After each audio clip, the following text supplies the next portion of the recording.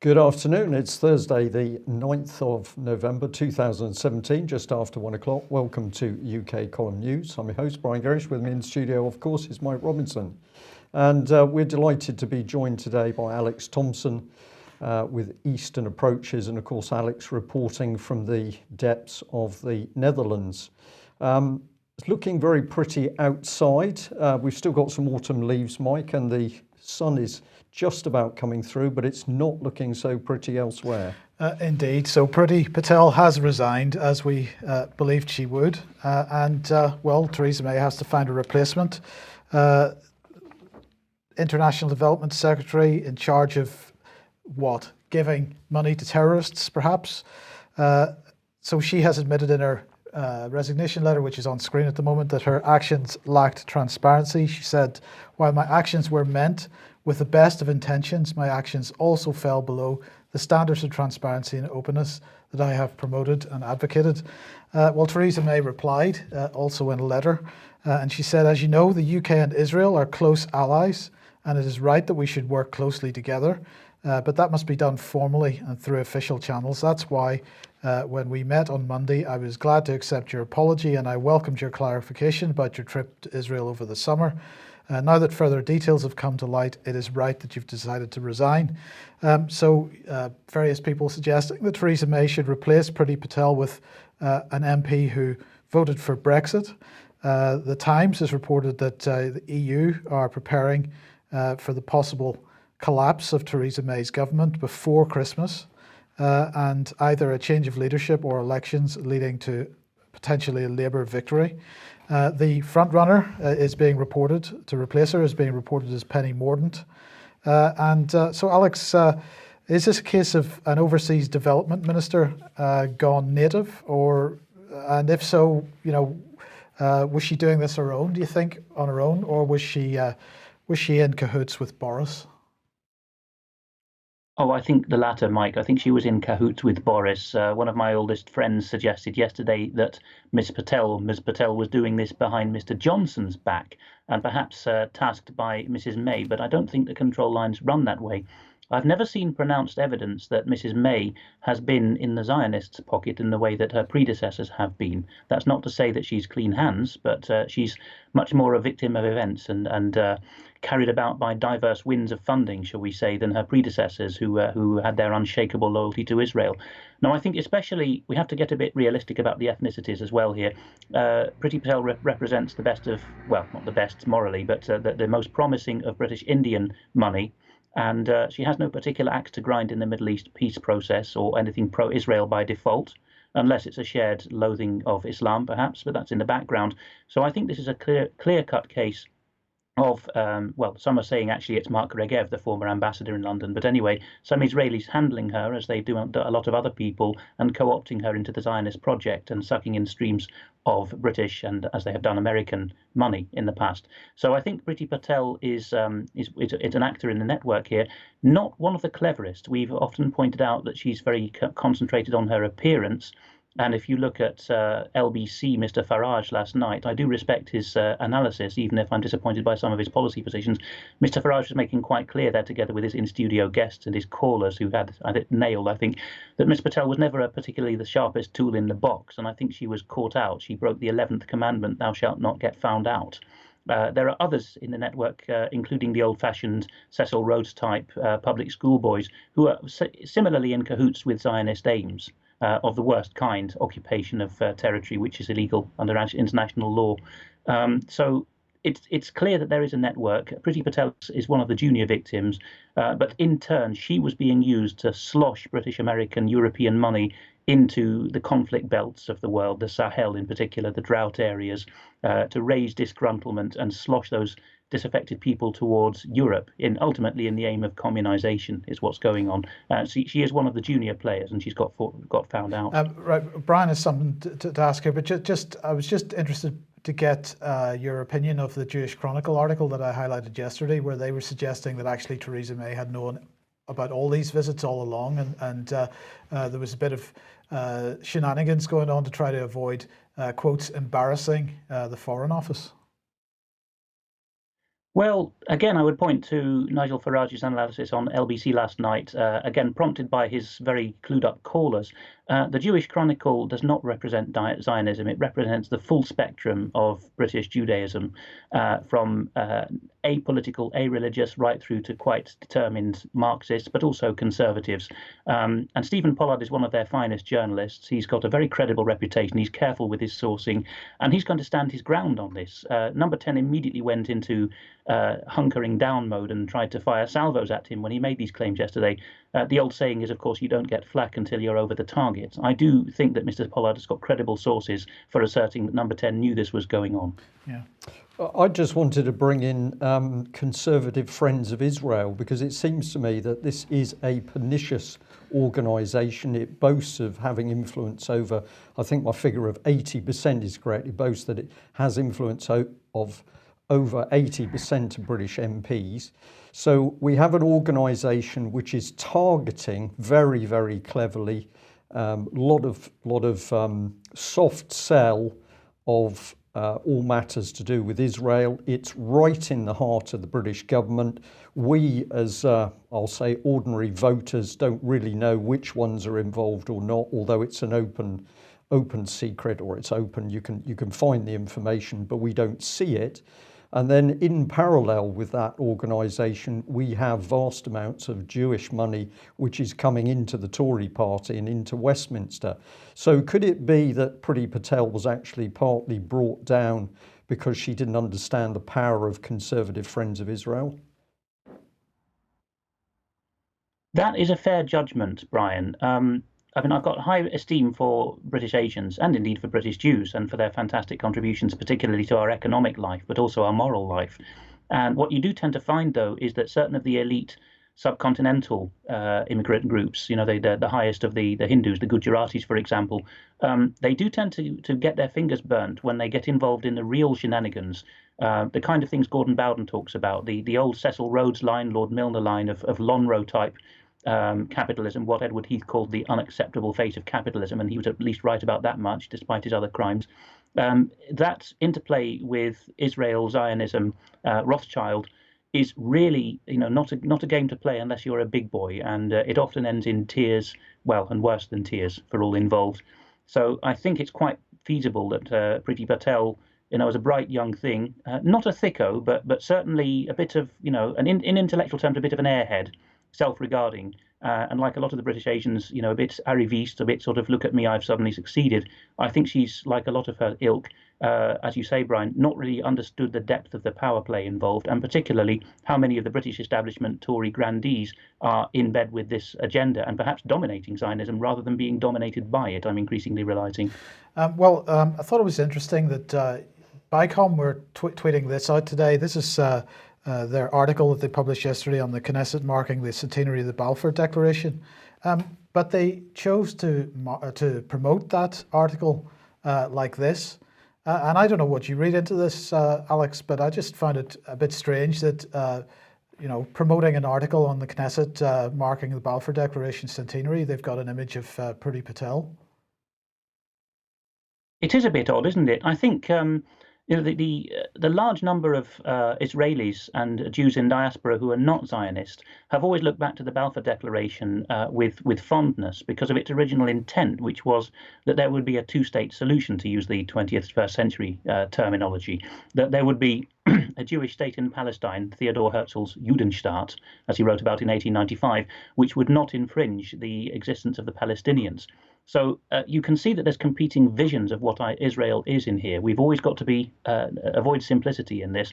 The majority demographically of Israel today is non-Zionist and does look to this model of Israel being a blessing to the nations, the old Jewish idea of tikkun olam, which that is still squaring up to the old Zionism, the really nasty Marxist kind, which came to Palestine, particularly after the Second World War, which Britain held back and fought a bloody rearguard action against with a loss of a lot of servicemen. This is forgotten now, but that's what Montgomery and others were warning about after the war. That line, that vision of rosy, you know, rose-tinted spectacles view of Israel is a reality for some Jews, particularly in diaspora. And I think that's what that they see in the Balfour Declaration, is that that there would be a state doing good in the world and mopping up the pieces of the Middle East conflict, as it were, among the Arabs. But yeah, fair enough. It's not what the Israeli state does. I mean, the hospitals in the Golan Heights, which Mrs. Patel was visiting illegally under international law and under cabinet policy unlawfully, and which she was hoping to slosh British money into. Those hospitals, yes, you can say, if you believe that the Syrian government is the wicked Assad regime, then you can say Israel was doing some humanitarian good there in the original Zionist vision. But in reality, of course, they were treating combatants against the legitimate forces of Syria and sending them back in, including apparently quite a lot of ISIS men. So that is the hard-nosed reality of what's going on. Ultimately, this will be resolved internally among the Jewish world in Israel and in diaspora as they wrestle for these competing visions of what Israel is. Yeah.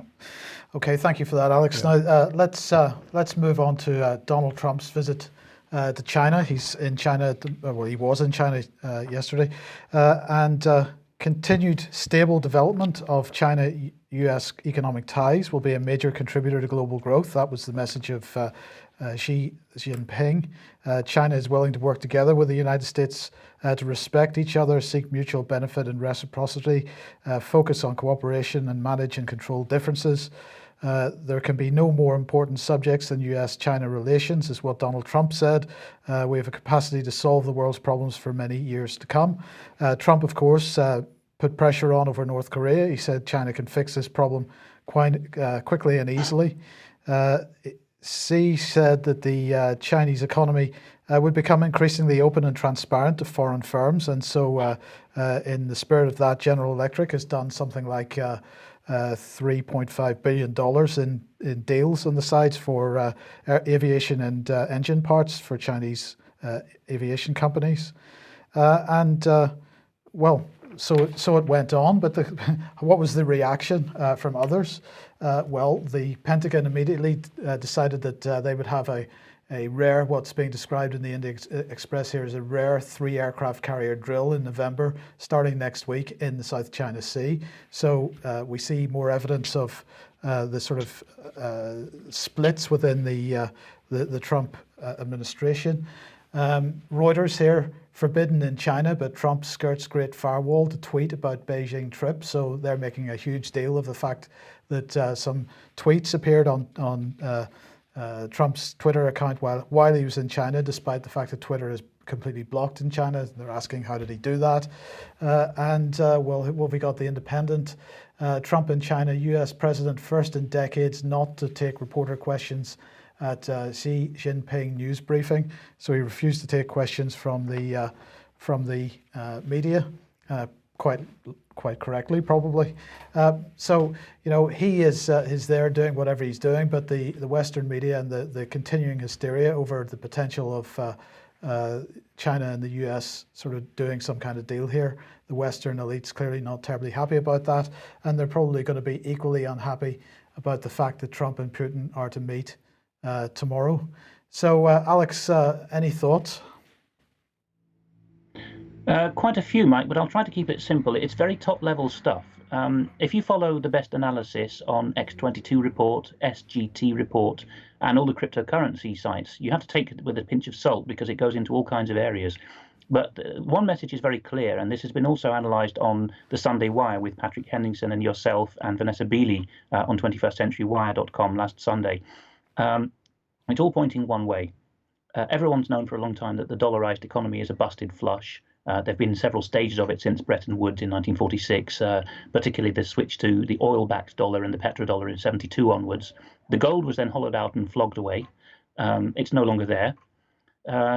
China has been quietly preparing by amassing many kilotons of gold, including kilotons which ought to be, if you do the maths, in the Federal Reserve, some of which is European gold that the Americans were holding in safekeeping, been flogged off.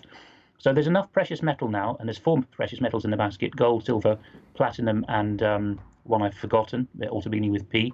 But there's enough backing there for a gold-backed yuan now. In fact, it will be a pan-Eurasian currency, and this will be the mainstay of what Lyndon LaRouche has been pleading for a long time in the United States and has been persecuted for. It's a productive, infrastructure-based economy, and it's going to encompass the whole of Eurasia, the Arab world, Iran is going to slot into it. And so the Anglo and Israeli clients in the region, including Saudi Arabia, are really seeing the writing on the wall and begging to Putin now for some kind of prop up, because they're going to lose the funding, which for some of these countries like Israel and Saudi Arabia is crucial to stop them the governments being removed by their own people who are so unhappy at the tyrannies that have been inflicted upon them. So a complicated picture, but the gold-backed yuan and the Chinese one belt, one road idea is being rolled out. Africa's for it, the Middle East is for it, Russia is, although wary of the yellow peril as it always has decided to go with that. And crucially, continental Europe, the Germanic countries and even France are starting to fall in line and accept that the Chinese will dominate the port and infrastructure and railway, and that there will be a more productive system for them there than in the Anglo-Zionist banking setup. That's all a done deal. So the House of Saud is shuffling to try to align itself with that in a vain attempt to cling on to power. The same kind of desperation is seen in Tel Aviv and in client states around the Middle East. It's kind of an end game. And I'm not a currency analyst, but I think that we're going to see a collapse of the dollar very, very soon. And I don't think that Europe, particularly here in continental Europe, will be very badly affected. There may be a short, sharp shock, but I think that the economy will get it back on its feet, and we will no longer have a dollar-dominated system, which will be a big problem for the City of London as well, of course. Absolutely. Now, we're going to be talking about a little bit about war issues later on, but I mean, what do you think the Western traditional global elites think are going to do about this? Well, they're going to have to find some morality. We've done our best to rewrite our own history and consciousness of who we are. National sentiment is derided as nationalism and fascism, but we're going to have people back in power, in office, who understand the traditional sentiments of our people. If we don't know what our narrative is, then we're going to be dominated by others. I see I'm getting the usual flack in the chat room for not being anti-Semitic enough. Yes, there are Jews who control nasty things in the world. This has been well analysed by men like Kevin MacDonald in a scholarly trilogy, but it's an internal Jewish moral issue. Jews are also a big part of the moral solution in the world. You know, so the same applies to the Gentile Western nations and governments. They've gone right into evil. A lot of them are involved in satanic manipulation, not least on the economic plane, where everything's being stolen from us and there's no actual productivity. This is being put right now. It's to our shame that it's being done by Asian nations and not by the West. Yeah. But there are promising elites in the West, particularly the people around Steve Bannon in the United States, who have long been aficionados of this productive model. You can give it other names, Platonic or Prussian or whatever, but at least the people actually get to participate in production in this system. It'll be derided as nationalism or worse, but I think it's the only way we're actually going to get back on our feet again. Okay, thanks for that, Alex. Well, if Trump is up front doing his politics, there's stuff manoeuvring behind him. And I'd like to thank one of our viewers, John, very much for sending in this one from the Chicago Defender. Basically, a big event all around Obama and the Obama Foundation. So here's the headline. The Foundation Summit brings together the next generation of leaders. I'm always fascinated when I see that word. Who are these leaders? Well, just have a look at this bit. Bringing together a collage of leaders of non-profit organisations, community and cultural stakeholders from around the globe, the Foundation kicked off its first global summit at the newly opened McCormick Place Marriott Marquis last week. So who are these wonderful people and what were they actually up to, all in the name of Obama? Well, it got interesting pretty quickly because we had this insert, a photograph. Melody Hobson moderates the discussion with Prince Harry. There's Prince Harry. And what was going on? Well, the highlights of the summit included an in-depth discussion with Prince Harry. They were joined by Chantel Stefanovic, a project coordinator for Full Effect, a programme of the Royal Foundation of the Duke and Duchess of Cambridge, and Prince Harry, based in St Anne's, Nottingham. So fascinating. We've got Obama in the background, Mike, politicking. We've got the British royal family coming in. Well, who else was involved? Well, we thought we'd just have a little look at Melody. And here she is tied in with Ariel Investments. And where does it get interesting? Well, if we have a look at some of her, just have to call this up on the other screen, my eyesight failing a bit here. Melanie is a director of Estee Lauder Companies Incorporated and Starbucks. So we've got some pretty big corporate interests in the background of this Obama event, but it's all to do with communities and helping people on the streets. This is Mr. John Rogers, so he's the chairman of Ariel. And who's he involved in? Well, we see there that he's tied in with McDonald's and also a company called Exelon, which is a big energy provider in the States. So a remarkable mix of people. And we've got the British royal family working with Obama in the background to do what? Well, luckily, Harry was going to tell us, because we're going to change the world, apparently. This is part of his statement. He talked to the pupils at a local Chicago school about how young people can use their voices to change the world.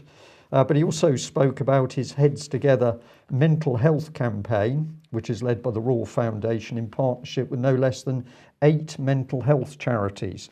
So we're going to change the world, but we've got a bit of a problem with mental health. And he went on to say this. He believed that everybody in the UK was ready for that discussion. That's about mental health. Everybody started to realise, not only do I know people who might have suffered, I might have suffered as well. Then you realise more people might have suffered a mental health issue than haven't. So correct me if I'm wrong here, gentlemen, but what I think I'm picking up is that Prince Harry is suggesting that actually more people are now mentally ill than are well. Yes, that seems to be what he's saying. Seems to be what he's saying, but not to worry, because these people are going to reorder society. And it's fascinating that all this is based in Chicago, because of course Chicago is the home of our subversive change agent Saul Alinsky. Now remember that Saul Alinsky was acknowledged as being the source behind the Tory party's Big Society, which David Cameron announced. And then Theresa May continued this by saying we were going to have a shared society, but clearly she was talking about the same thing. Barack Obama, a student and admirer of Saul Alinsky, and now we've got the British royal family tied in with this. So I'm just going to say we've got different names, but we seem to have the same path to a dictatorship. As far as I'm concerned, Alex, this is subversion. It's being done with a coat that looks very smart, so people are not really paying attention. But underneath the surface, this is raw subversion. We are going to change our existing institutions by stealth, backed by the likes of McDonald's, it appears. Yes, and there's a really satanic brew going on there of corporations, royal families who hold out that they are defenders of one faith while appearing to practice others. Same with the Dutch royal family here, I have to say, which were also supposedly champions of constitutional Protestantism in the past, and seem to have actually been patrons of a certain kind of banking. So there's a real stew there, and that slide you had with the 3 figures is a good example of why I don't have much truck with this Jews are the enemy business. Okay, Alinsky was there on the left. You can say that he was one of the Marxist-influenced Jews who very much had a pronounced idea of overturning the Goy social order. You read Pastor Richard Wurmbrand about this, Marx and Satan. But then you have in this middle a man of confused identity and contested birth and origin, Mr. Obama, and confused nationality even. And on the right, Prince Harry, who may or may not be the legitimate scion of a royal family which holds out to be the champion of all things British and constitutional. You can see what the common denominator is: confusion and disgruntlement with their own identity and that of the families and organisations they claim to represent. So this is where the really nasty stuff comes in, regardless of your ethnic and religious and philosophical standing in life. If you are dischuffed with your own identity and don't know which group you belong to and what their narrative is, you're going to involve yourself in destructive stuff. And evil, just simply speaking in human forms, evil is going to come tapping you on the shoulder and suggest, how about overturning this order which you're projecting your own uncertainty onto? That's what we have to tackle, finding out who we are again, so that we're no longer vulnerable to this stuff. Alex, thank you for that. And I'll just add, it's I think the rule is it's by what people do that you start to identify what they are.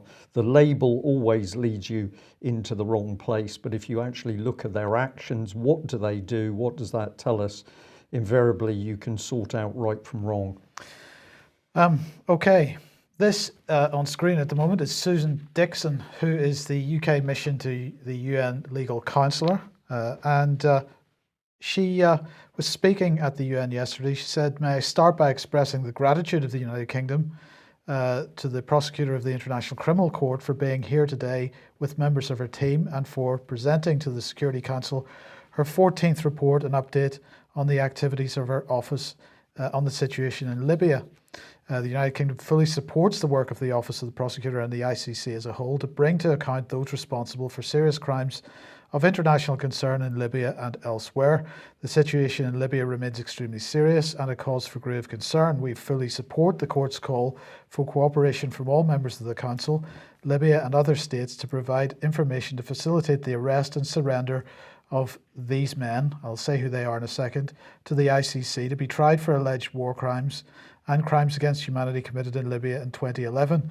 Those responsible for war crimes and other serious crimes in Libya must not escape justice." Well, I'm very glad to hear her say that, although I disagree with her choice of candidates for this, because she has chosen Saif al-Islam Gaddafi and al-Tahami Mohammed Khalid as the two particular names that she feels should be in front of the ICC. But of course, they weren't responsible for the majority of the war crimes in Libya in 2011.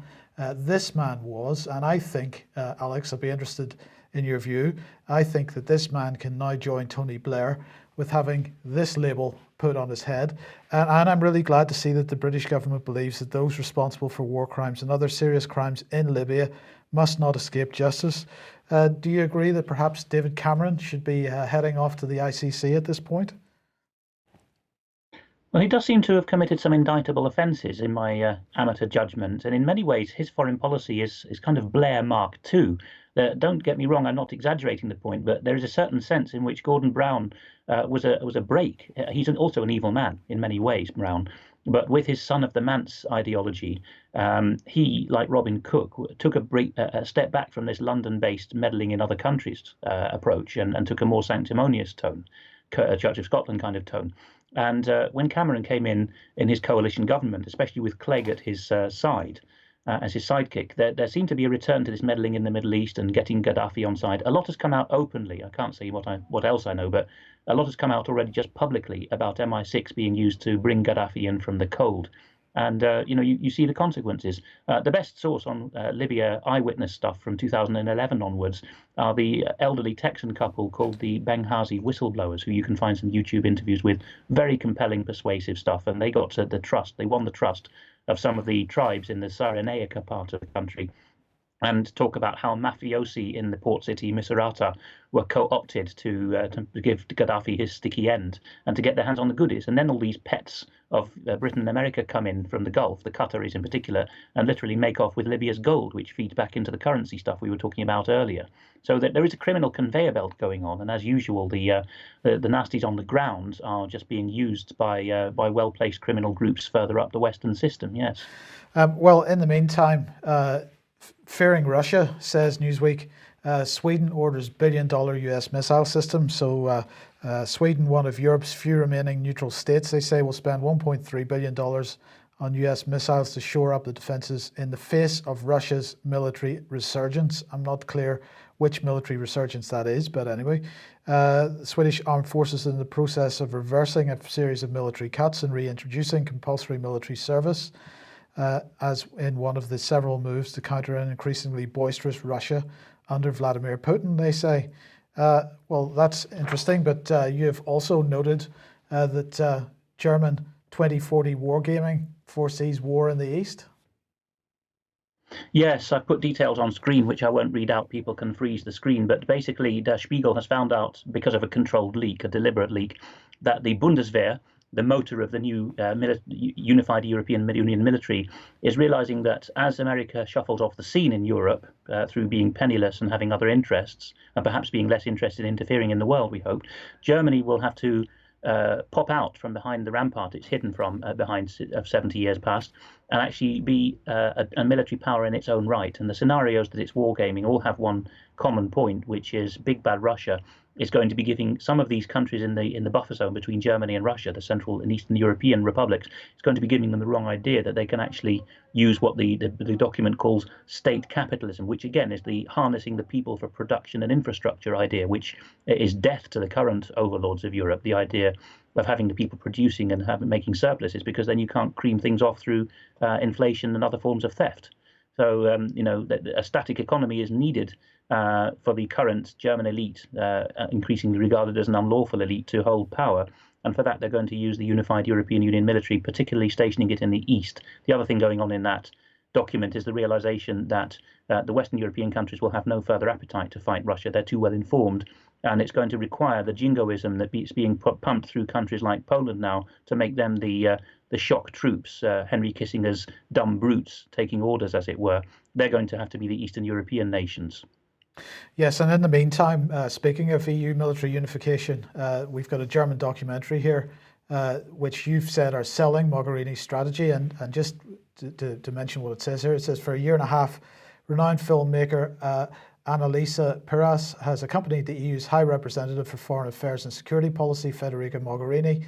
In 2015, Mogherini was commissioned to draw up a global strategy for foreign and security policy of the European Union, which she is now working on at a rapid pace, and talks about Operation Sophia and EU Cap Sahel, and it's describing this as being the background to the rethinking of the European Union. So more recognition elsewhere of what's actually going on here, and no coverage in the UK continues. No, this is selling Mogherini to the continent. And although British journalists were used in this, if you listen carefully to the soundtrack, this is not for British consumption. Arte is a German, but with French arms to it as well, a German bien pensant kind of documentary channel.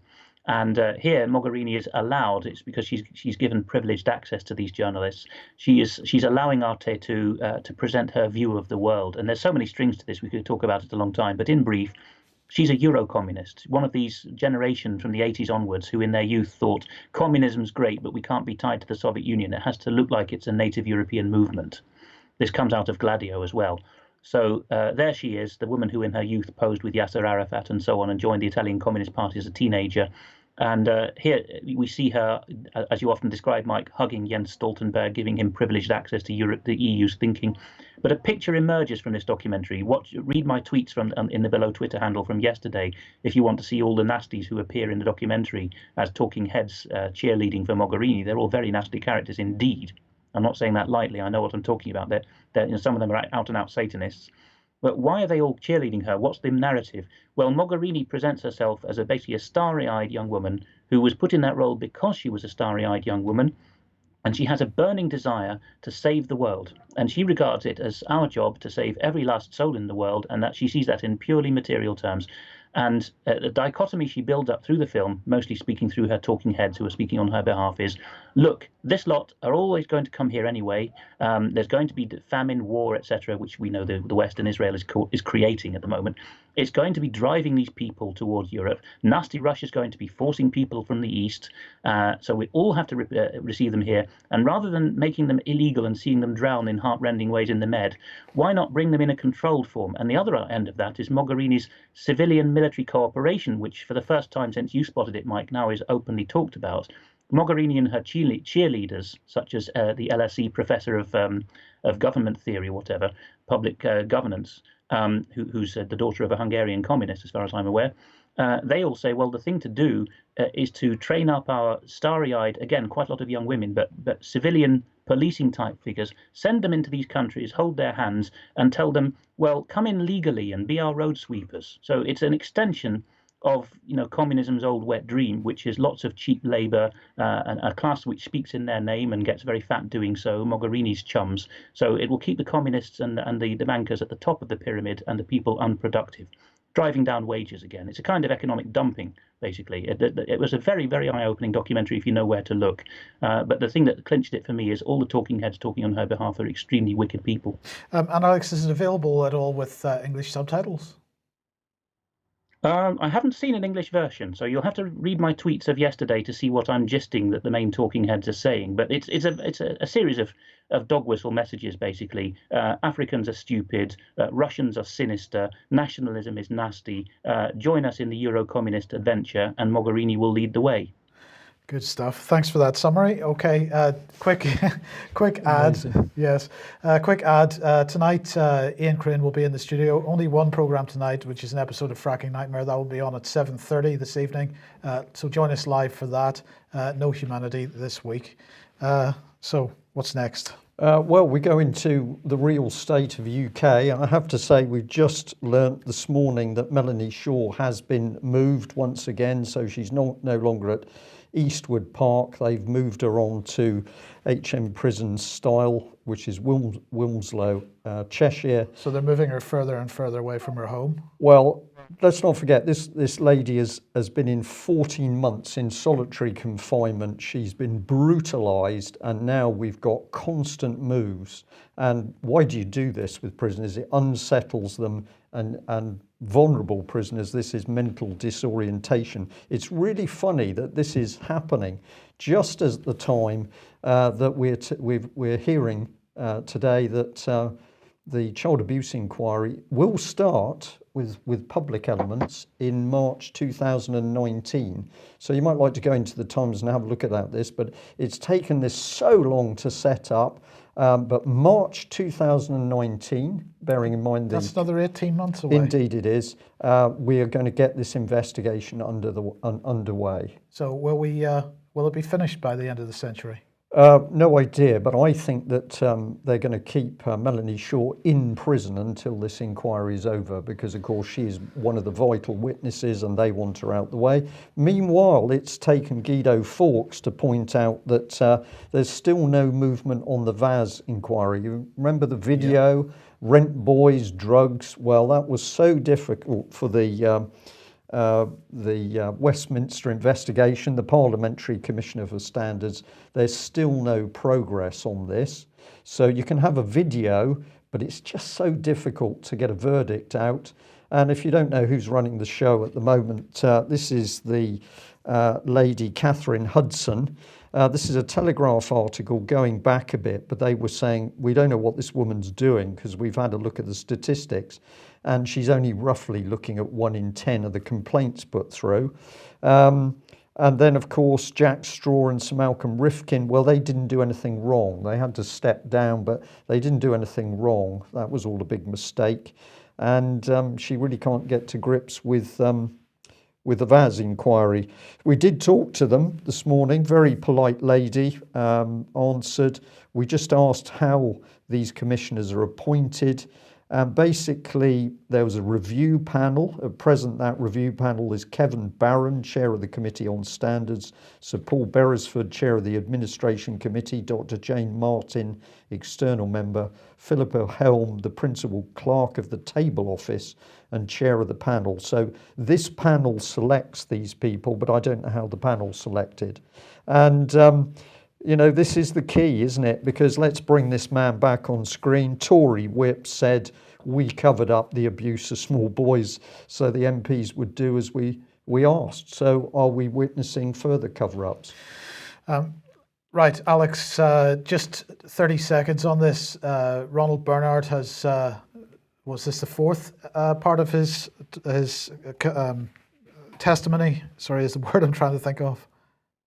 Yes, it is. DVM TV is the channel in small print at the bottom to go and find it. There's 2 versions, pure Dutch and subtitled in English. Subtitles leave something to be desired, but you get the gist. It's his passion that's important.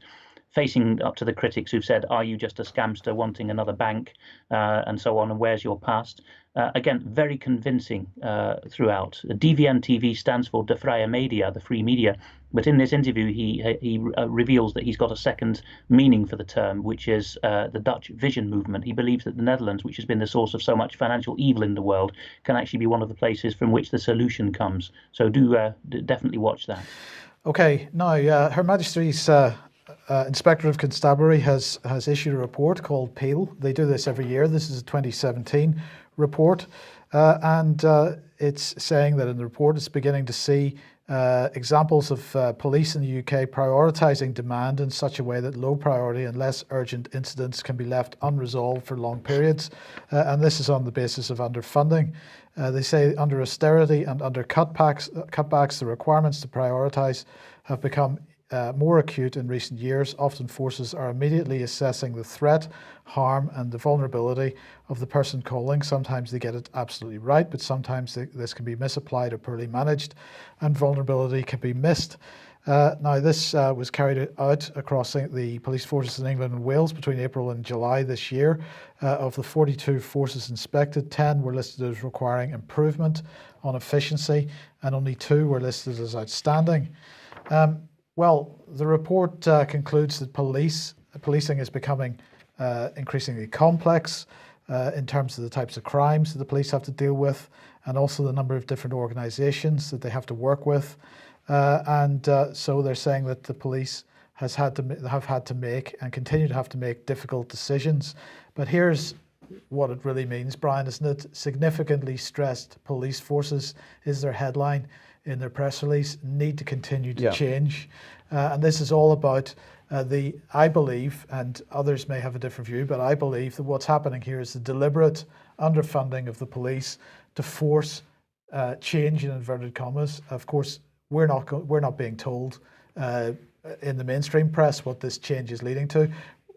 UK column has highlighted some of the documentation from the College of Policing and others about where this change is leading to, but it's not getting a broad audience. It's not getting a broad audience, but what we're seeing is breakdown in the police. Where the phrase change is used, what is actually occurring is breakdown of the systems and the management within the police. Same thing happening in the NHS. This is organised collapse of policing.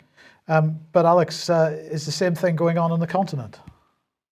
It is, Mike, and we'll keep this a very brief overview of quite a scandal in the German media, but all the main outlets have talked about it now. Die Welt, Die Zeit, Berliner Zeitung, Focus Magazine, not Tagesschau, but one of the others, mainstream ones as well, Tagesspiegel, that's the one. They're all pointing to a scandal at Berlin Police Academy, Ruhleben. This is for the Berlin City Police Force. It's not a national training college, but a large number of Arabs and Turks have been taken on under the moniker of diversity, but they have been specifically selected, it's becoming clear, for their criminality because that's useful to white German criminals further up the system. Very much similar to what's happening in other countries across the continent now. And if you drill down a bit deeper and look at the following slide, you see that Detective Chief Superintendent Neuendorf says just because a police candidate comes from a criminal clan, known in the actual city where he's being trained, we're not going to discriminate against him. We evaluate on a case-by-case basis. And we'll take people with a minor criminal record into the police academy. This is not traditional European policing. And the actual police academy director, Jochen Zindberg, says, oh, these are young people. It's quite normal for some cadets to be bloody insolent. Rotzfrech, he says in German, which he could even translate more strongly, but at the very least, bloody insolent. He's quite prepared to accept this. It's come to a head because of a whistleblowing voicemail in which one of the cadets said, we are going to end up being beaten up here. There's cadets from these criminal fraternities fencing stolen goods, dealing drugs on campus, threatening white cadets with their revolvers. We're going to have a shootout on campus at some point. But this is all being engineered. And by whom? I think you just switched over one slide, but it's quite important to have it back, which is the lady on screen. This lady, Margarete Koppers, wanted the top slot at Berlin Police, and she told the Siegersäule, the homosexual magazine, that she only didn't get the top slot because she's a lesbian. In fact, she's got lots of corruption against her, allegations. And there, someone's dug up this in 2012. She said, we're going to usurp the police and make it a social institution. And on the right, you have the similar thing going on in Amsterdam City Police here in the Netherlands, where Fatima Elati was paid €250,000 at least, if not more, off the books, to come up with confidential diversity advice, which has been sanitized and blacked out when it was requested under FRA legislation, in which it appears that she, like her German lesbian counterpart and like Common Purpose in the UK, was suggesting go for the minorities. And of course, that this is done in the name of diversity, but they're being over-promoted and over-recruited so that there can be a ramping up of criminality in the police force, is my reading of it, throughout Europe. And so that this cannot be quibbled with, because if you speak against it, you're against positive and affirmative action. And then we get to a point here at the end where German police are recruiting mafiosi, and a Jewish German law student here, Romai Shaker, says to the police, look, it only took me 5 minutes to find out that you have knowingly recruited into the police academy in Cologne Mohammed El-Zain, who is the nephew of a notorious Cologne crime boss. So all the signs are pointing to the fact, and Zinderberg, the police academy chief in Berlin, said as much, we will knowingly recruit people from Arab and Turkish mafia clans in the name of diversity. So the fault is, again, not with Islam, is it? It's with the people who are doing this. And we come on to policy, the people creating the policy to use what are often very vulnerable people that have come in from other places. We could have a big discussion on this. We're running out of time, but it's very interesting. The common purpose attack on society is not only happening in this country, it's happening in European countries. Okay, well, we'll end there. Alex, thank you very much for joining us. A lot of information there. We'll say to our audience, as we always do, it's not sitting and listening to what we're talking about, it's helping other people to see and listen to the material we're producing. So do help us to spread the word on what the UK Column News is doing. And we do need your financial support. If you're not a subscriber and you're now listening in and watching our news on a daily basis, perhaps you'd be kind enough to subscribe and help us keep doing what we're doing. Thanks very much for joining us. That's it. Bye-bye.